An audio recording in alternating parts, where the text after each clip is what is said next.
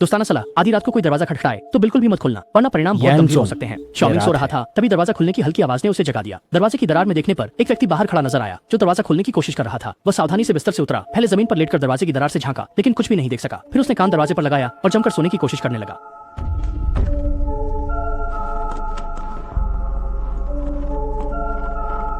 वो जल्दी से पानी लेकर गया। उसने देखा कि दरवाजे का ताला अभी भी हिल रहा था, इसलिए उसने जल्दी से कागज और कलम लिया। उस पर लिखा बाहर कौन है और फिर कागज बाहर बढ़ा दिया। काफी देर तक कोई जवाब नहीं आया तो उसने एक कलम भी बाहर फेंक दी। दरवाजे के बाहर एक काली छाया लगातार हिल रही थी और थोड़ी देर में उसने कागज वापस फेंक दिया जिस पर लिखा था मैं यहाँ हूँ, दरवाजा खोलो। इस समय शॉमिंग की जिज्ञासा बढ़ गई, इसलिए उसने 2 शब्द लिखे, तुम कौन। कागज फिर से कमरे में लौटा, उस पर लिखा था तुम्हें याद नहीं, जल्दी दरवाजा खोलो। शॉमिंग को कुछ गड़बड़ महसूस हुई, इसलिए उसने जल्दी से 3 शब्दों में जवाब दिया, दूर हटो।